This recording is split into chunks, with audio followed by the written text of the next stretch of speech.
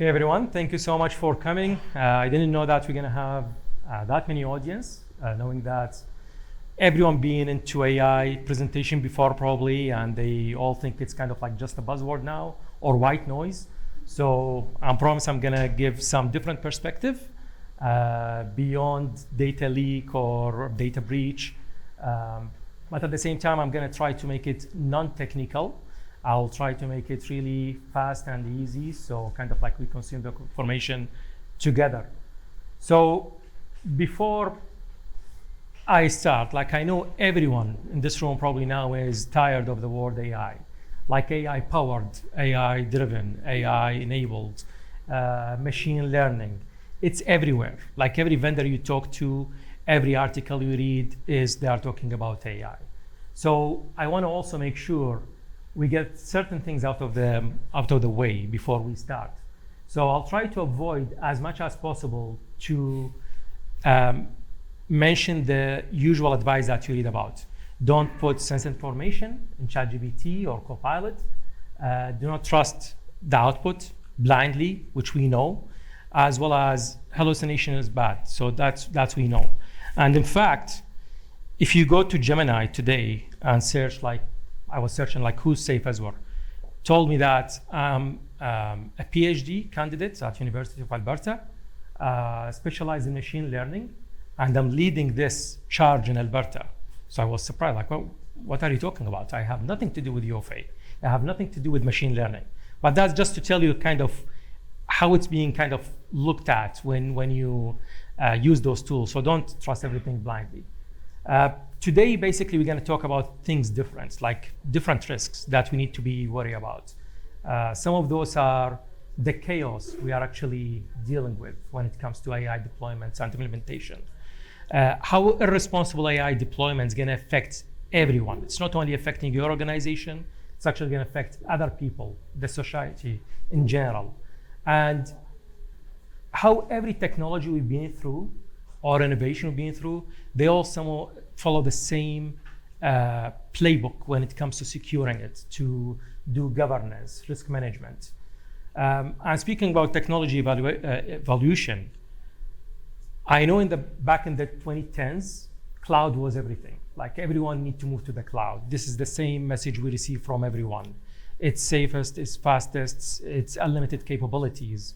And there are some security pain points for the security practitioners like us, how to secure it, how to do identity access management, how to protect the data, shared responsibility. And then in 2015, we start talking about machine learning, and all the vendors, all the articles, everyone kind of like blogs, they are talking about that.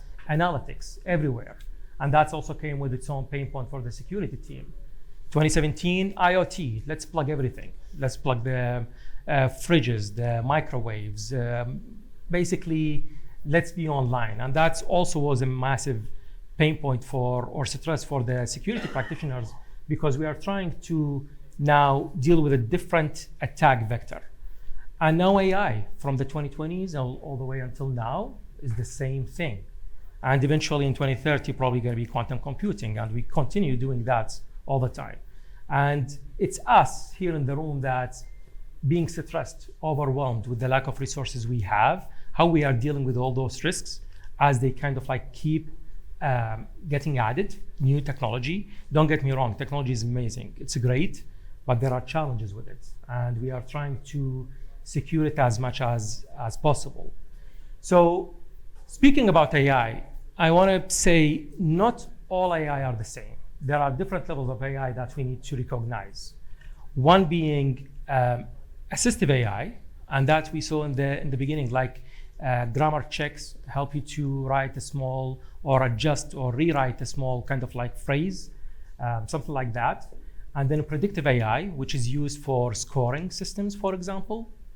Then the big boom was with the generative AI, where we start writing all our emails, reports, analyzing documents, files, like ChatGPT and Copilot, which is amazing. Like I'm using it myself. And today probably I'm start using it instead of Google. Rather than I go to Google and search something, I'm going to ChatGPT and say, tell me about this. So that's currently the level we are at. And there is nothing wrong about using those tools or those technologies. As a matter of fact, some people maybe claim it's making us maybe dumber, or maybe it's indication that you're not smart enough, that you're using ChatGPT. But I can make the same claim if I say, well, an accountant shouldn't use Excel sheets. They should do all the calculations manually. So why they use the formulas down there? So that's being used. It's really helpful. I was in a conversation on Friday talking about students using ChatGPT now to like submit research and reports, all that stuff. Is that good or bad? Well, I'm not an instructor, I'm not a professor, so I don't know what's the implication of that, but I think it's good. Like, why they don't use it for doing things smarter? But maybe now, rather than when I mark their assignment, I'll reduce 1 mark or 1 point, maybe I'm gonna do double than that, because now you have AI and your job is to verify the output you're receiving, yet you also like just hand it off without reviewing. So maybe we start looking at this from different perspective. And finally, decision automation. This is the agentic AI, which is having a system that look at different inputs from different systems and take a decision, which is the one we always thought when we were using ChatGPT or generative AI, we will never reach that level. But now we are reaching that level. In fact, as security practitioners and some of the vendors that you're probably going to see today in the in BSides or at the conference, there are already some uses for agentic AI that take decisions on your behalf. There are some solutions today that could go and scan your environment for vulnerabilities and can open a change request, and they can also go and fix maybe in a test environment, see how it's going, and report to you. The other one I see a lot, and we use also, is automated incident response. So rather than sending me the alerts from an MDR or EDR, take an action. Go and contain that endpoint. Go and reset the password. Yes, there could be some false positives here and there is a risk with that, but this is already happening, especially with the amount of alerts that we receive every day from different tools. We need help because we have limited resources. I bet each one of us today, if they ask like, what do you want for your security budget? You will say more people or more budget to implement more automation because we are overwhelmed. The other one is custom read team at scale. So tools that's gonna go and scan your environment, build a customized social engineering or phishing campaigns, and start doing some exercises tailored to your environment. It's not gonna be just like guessing or something like that. Finally, another example is automated identity access management cleanup. This is very important. And also we are seeing it in action with many platforms. So rather than having a full environment of 50,000 documents or 100,000 documents, nobody knows who have access to it. Or there are no time to go and check who have access to those documents and files that could contain sensitive information. Why don't we use AI tools and machine learning based on the behavior of the user and say, well, if this file is not accessed for over 6 months, remove it. If you know that this person never dealt with this financial information in email or Teams or other platforms, don't give them access from the beginning. No need to inherit access from based on that. So those are some of the things happening with agentic AI, and it's gonna be more for business, like for HR, maybe hiring people. They're gonna use some systems that do interviews and vet people, and so on and so forth. So what's happening, or what used to be happening from a human process perspective, we used to approve those actions. We don't use tools to do approvals. We need to look at the outcome, look at the risk, and say, okay, I'm gonna approve this, I'm gonna document it, and we do it that way. But that process is slow. Like, we are very slow with this. Nothing wrong with it, because we need to review things in a good way. But at the same time, competitors, they are moving faster than us. Business users, they are demanding access to new tools. So that's really affecting our daily workflow. So AI is doing that faster than us. And I always say there are, like if someone asks me, what is the beauty of AI? I'll say it's fast. And what is the risk of AI? It's fast also, because I'm unable to catch up with the consequences that could be produced by using those platforms. So we start seeing AI bypass those processes. They start basically execute tasks on its own. And if you upload documents to ChatGPT or Copilot, and you put some prompts there, maybe it's going to execute those prompts on your behalf and do bulk tasks. So this is also risky. So really, a user putting some information into AI could replicate to someone else, and now you have a data leak or you have a data breach. So, and what we thought up until kind of like maybe now, 2 years from now, that's all we need is AI policy. Just do a policy, you're gonna be good. So, okay, how do we do AI policy? Well, we're gonna use AI to generate that AI policy. So that's become really the pattern, is we go to AI, we draft something, and we just claim that, yeah, I wrote this, and I vetted this, it's all good. You send it to someone, they do some adjustment to it, maybe duplicate the effort and create a new policy, and then suddenly you see that drift accelerate in your organization. Rather than having one document or one policy, now you have 10 documents, one for HR for their AI policy, one for legal, one for IT, and so on and so forth. And that's basically increasing the risk of, rather than now I need to protect one document, I need to protect now hundreds of documents in the environment. So, and we always assume that, yes, AI was correct, this is the policy, so let's go with it. And it's done. Within 1 week, we were able to do that. And we are proud that we built the AI policy in 1 week. So, but this is not enough. There are other things that need to be done in order to consider yourself using AI responsibly. But first, we need to understand where is AI today. So we start seeing AI everywhere. You see it's integrated within your operating system, like whether you're using Mac OS, Windows, Android, iPhone, they are coming built in with those capabilities. And those built-in capabilities, if you enable them, they will ask for access to your data, to your photos, everything, so they can help you. But at the same time, this is unneeded risk, because now you start leaking information without your knowledge. How many users or how many of us go actually and check that this solution is not sharing my data externally? Maybe a little. Like we assume that the manufacturer or vendor know what they are doing, and we're gonna just follow their advice with that.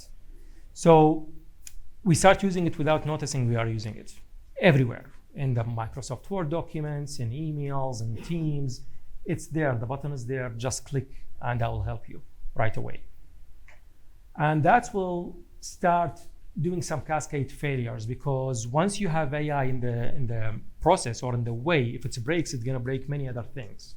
So if HR department is using AI mainly for hiring people, and this is the only process they have today, if that fails, they won't be able to continue with the hiring process. And suddenly you will see that departments are upset because, hey, I need resources, I need people, I have a project, I have a deadline that I need to meet. And the same goes for the other industries. And also it's creating invisible data movement. Like I'm unable to track where is the data is going, and once it's gone, it's gone. I cannot retrieve that. Certainly when users using platforms for trial, and they upload documents, use it for a week, oh, I don't like it. They don't go and clean up. They don't go and say, close my account or give me a certificate of data decommissioning or hygiene. No, that data is there. It's gonna be used however it's being used. If that company is acquired by another provider, they're gonna use your data. So it's gonna be replicated day after day. So the leaks travel faster now. You might provide some information, financial data, if you are like an accountant, and suddenly you see this data surface again somewhere else 6 months from now for another user. So we need to start building in new security controls, or not in new security controls, I would say the same security controls we used to do, we need to move it to the AI systems. We treat it the same way. That being, we need to monitor how it's being used, who have access to the platform, why you need access to the platform. Not from the idea of preventing people of doing their work or being productive, no, but we need to know where is this data is going.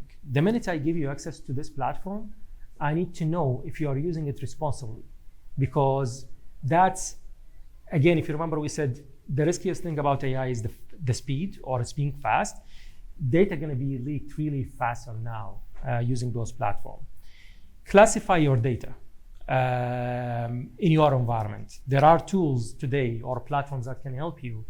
Go open the documents, files, databases, flag them if this is like restricted because it have personal information, health information, credit cards, secrets. Classify those and ask or enforce that AI cannot access those restricted information.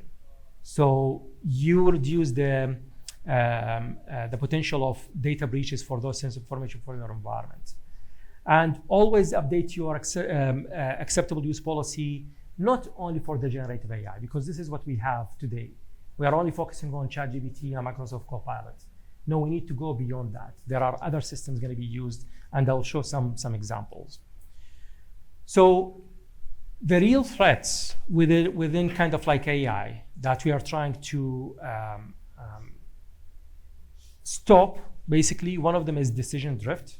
So basically, a change of behavior in one of the prompts that's going to kind of like cascade down the row. One example is being HR using an AI platform to hire people, and suddenly, because of some prompts entered by users, they start excluding certain skills or responsibilities, and now you're ending up with the wrong candidate for the job. So that's one example. The other one is biased loop. So basically, the way you influence AI, it's going to learn that and it's going to use it. The minute AI give you a bad answer and you agree to it or you like it, you're going to say, oh yeah, like they like that. I'm just going to repeat that, build on top of it, and now you will see it's kind of like biased in a certain direction.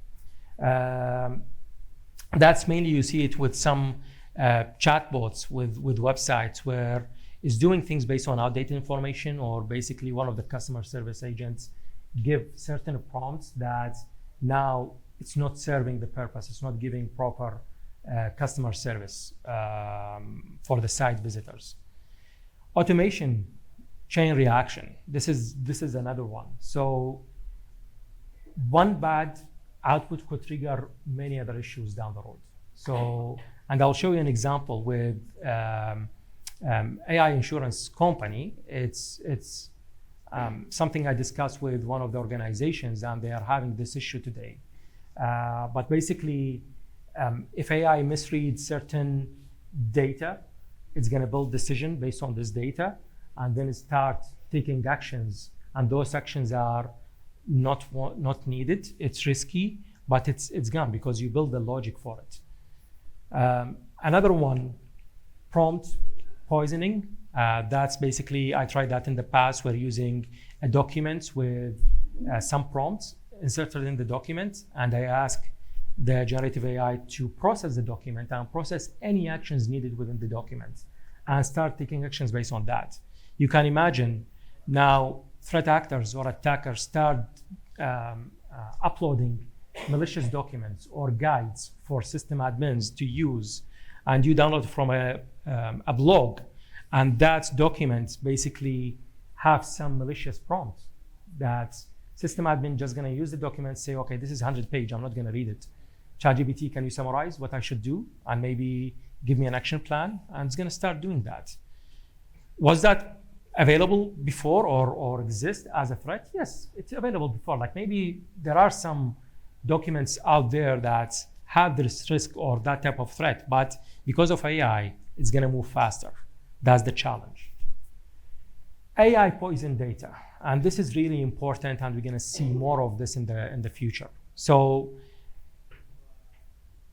we have limited resources when it comes to manpower, and we rely on solutions like managed detection and response, EDRs, to help us automate some of the work we have, which is great. This is really helping. But what will happen if threat actors start using AI to start generating contents and build websites really fast? Like today, I can build a website using AI, build me HTML with some bad data, bad reviews about certain company, and start building those websites. Imagine that now your MDR service or managed security operation gonna start sending you emails and alerts. Hey, is that you? Like there is a data leak in the dark web, like it's saying that you're compromised. It's us now, we need to go and vet those alerts. Maybe agentic AI gonna help us in the future, but we are not there yet. But that's gonna overwhelm us beyond our capability now. So now rather than dealing with 10 tickets, we're gonna deal with 50 tickets that we need to vet one by one. This is a challenge. The other one is they're gonna put false information about your business to harm your business and harm your reputation and brand. And guess what? Today, if I'm going to ChatGPT and say, give me a review about this company, should I buy from them or not? If a malicious actor or threat actor already poisoned the LLMs with this information, I'm gonna make my decision not to go with that company because I don't have time to go and vet their website or talk to their customer service and see if actually this is happening. So we're gonna see more and more of that down the road. And finally, deepfake. And deepfake is really, really a strong threat to many of us, especially when it comes to if we are watching kind of like social media, we are trying to see what a political candidates or someone talking about their stocks, that's one. But that's really for me interacting with the community.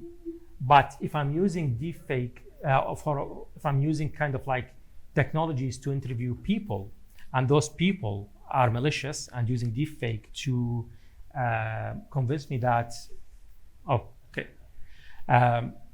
to trick me that they are certain candidate or certain personas, I'm unable to detect that, and I will be tripped or fooled into hiring someone or fraudulent identity.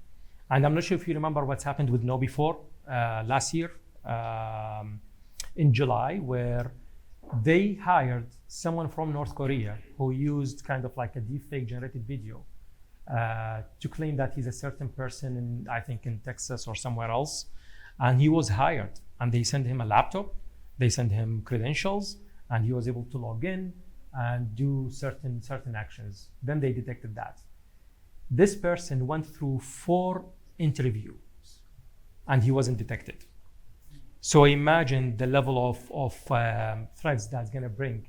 If someone is reaching out to you and like you're working with a vendor or consultant, and this consultant is a threat actor and he's using my face or my voice, because they can get my voice from those conferences, they can get your voice from tapping on certain kind of like phones.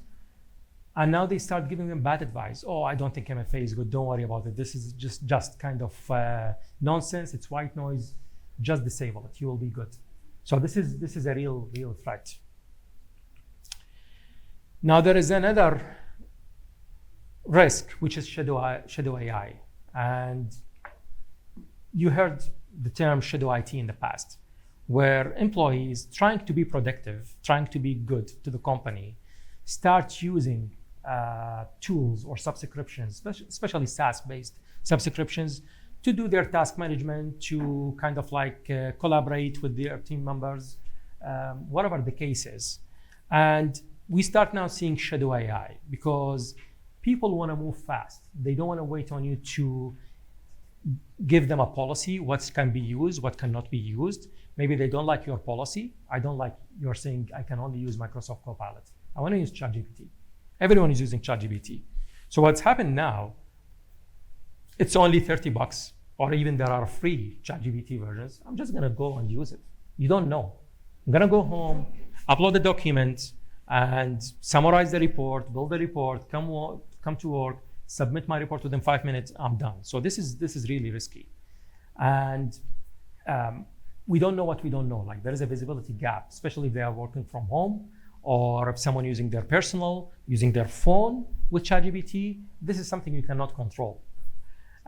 So there is a data exposure risk with that, and that's going to create also compliance blind spots, because you can tell your auditor that I'm good, we are compliant, we are only using MS Copilot, we have a policy about that, but actually the users are using different tools and uploading your documents and going somewhere else, and it's going to reveal itself in a data breach report somewhere else.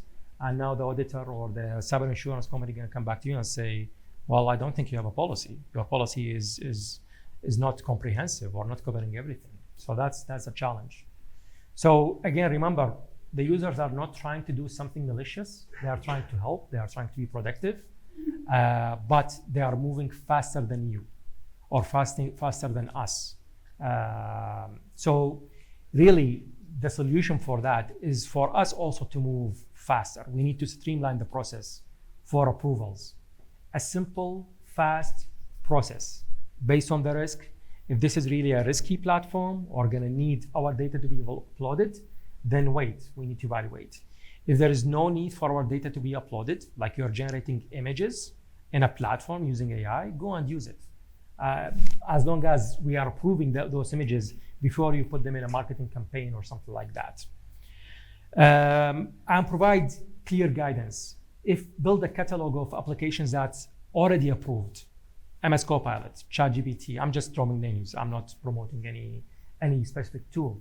But build a list and tell the users that, hey, we have a list of tools that's available for you to use. We already did that.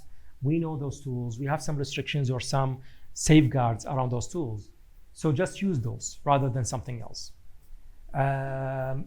Classify the data before use AI. This is very important. There are ways that you can say AI or block AI from accessing files with certain information, like PII or PHI or PCI, credit card information, for example. And that will make compliance easier once you do those steps. So remember, make the right path easier than the risky one. That's what we are trying to do. Now, the other problem we have is rush deployments. Many businesses, many executive level members, they are trying to be competitive. We need to use AI. We need to promote on our website that we are AI-powered company and we use AI to kind of like help the community and what's not. But what's happening really is because they are trying to move so fast, they are rushing the deployment without building proper guide rails or proper safeguards. What that's going to do is basically, once you have a bad deployment, the people are going to lose maybe trust in your platform because it's providing bad outputs or it's not providing a proper service. And once that happens, you lose the trust of the customer or the clients or the people you're helping. That will make the use of that platform drop a lot. And people maybe stop visiting your platform or your website because they think, yeah, they did everything AI and now I can't use it. One example, if you call any call center or some of the call centers today and you go through the process of tell me how I can help you, and you go through like some information or trying to provide context, doesn't matter. It's just going to tell you, yes, we cannot help you, or no, click one for that. It's already predefined answer. There are no logic. It's not following any logic. And after 1 minute, you're just going to drop and say, you know what, I'm just going to drive to that bank and deal with them there. And if it's a travel agency, maybe you don't have that option. I cannot call Expedia or WestJet and go and deal with it. So I'm going to lose trust in that system and move to somewhere else and carry my business there. Once that's happened, also, it's going to be very difficult to repair this issue because you spend some time to build the system. Probably you are committed to a long-term contract with the vendor because the vendor told you to use our platform, to use machine learning. It's better if you use it for 3 years to train it on your kind of like environment, and now you're locked in that environment for 3 years. So now the hidden cost for that is going to be really high without you noticing that. So really, we need to break that cycle. We need to go and sit down with the business, with the executive, and say, hey, we know you want to use AI. We want to use AI too. It's help us with the business automation. It's help us to reduce kind of maybe some of our stress, but it's need to be done in the right way, rather than really it's a rush deployment just to say or to have a label in your marketing campaign that you are AI empowered. And to tell you a story, I went to kind of like RSA conference this year, and I was looking for a GRC platform, like governance, risk, and compliance platform, and something with really automated auditing capabilities. And I was walking by the booth, and I saw vendors saying AI-powered GRC platform. So I stopped there. I said, okay, can you tell me about it? Like how it's going to help me? I'm kind of overwhelmed. I want to automate my work, all that stuff. I'm using a platform, but I wanted something better. So the guy there said, sorry, I don't know how it's AI powered. It's just marketing team and the service delivery team. They thought it's nice to have it because everyone is saying it. So, but if you give me your email, maybe in a few months I can follow up and give you all the features with the AI. I said, no, thank you. Like I'm done. I'm not going to deal with you guys. I'm moving kind of like to another booth. So you see, like, not all of the vendors that are doing that. Like there are some vendors really using AI for good stuff, but there are some people who are trying to catch the wave. Like they want to use the buzzwords just to attract people like me. I went to the booth once I saw AI powered. So that's kind of like another risk.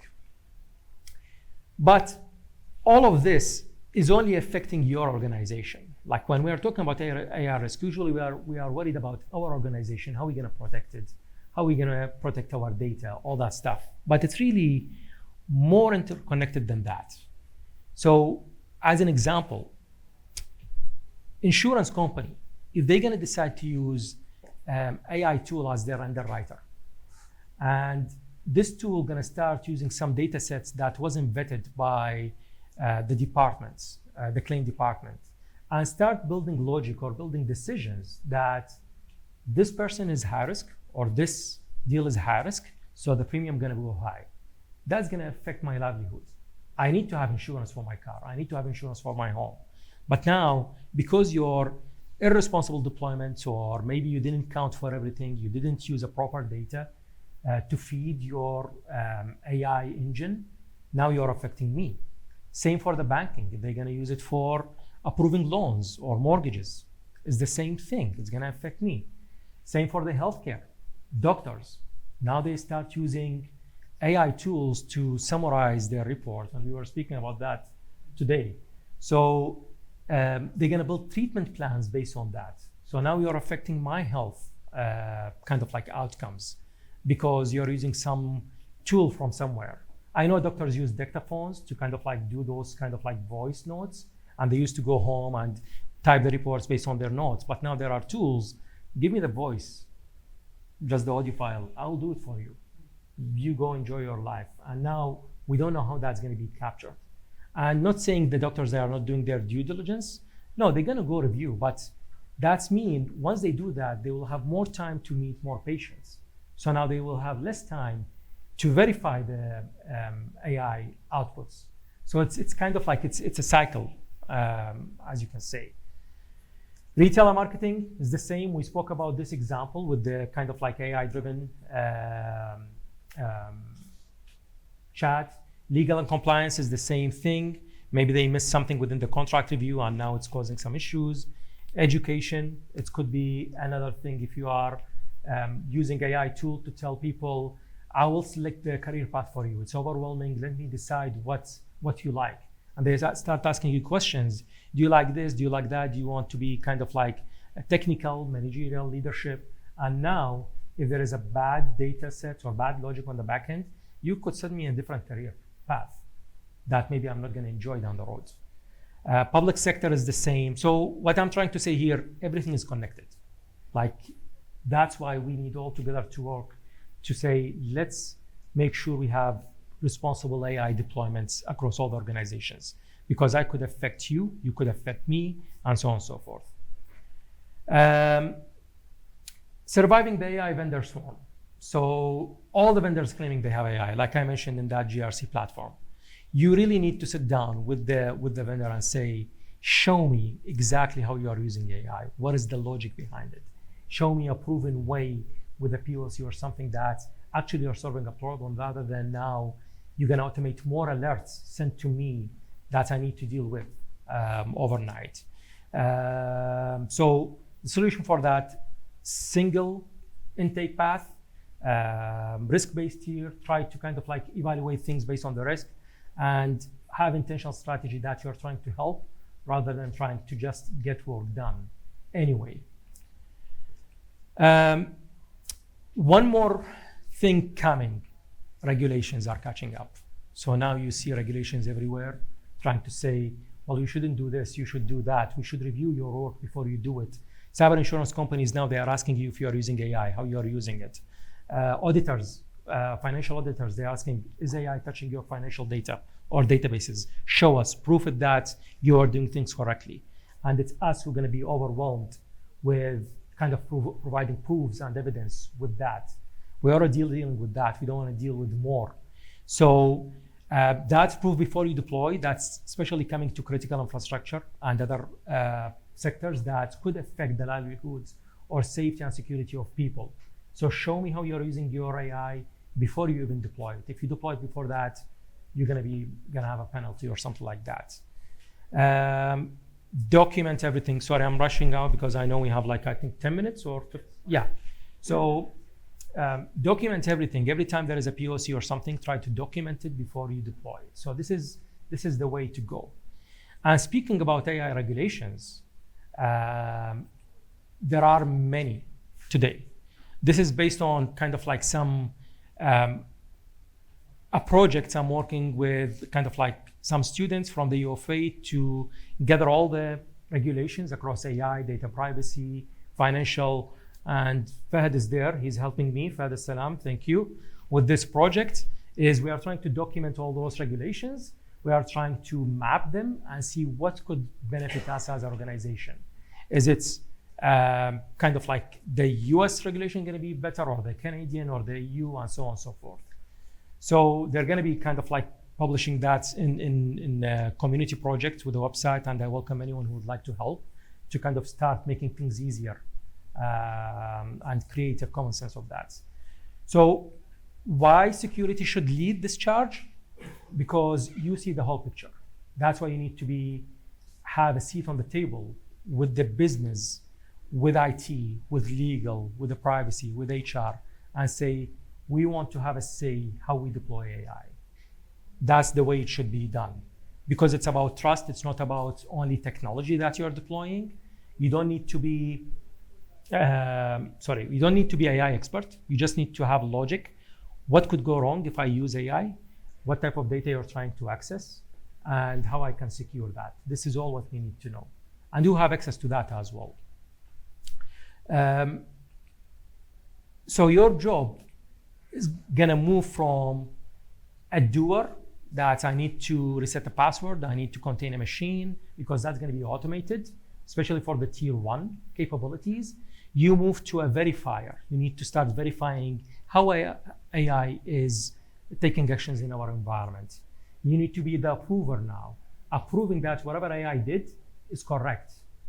And you need to be an auditor. You need to be auditing the outcome, auditing that out of like 10 generative outcomes from AI, all of them are correct, or what is the sampling ratio for wrong outputs. Governance, you need to govern. That's why I'm asking, be aggressive with having a seat on the table with the new organization. Even if you are just listening, that will help you go and prove to them that, hey, I listened that we are doing this.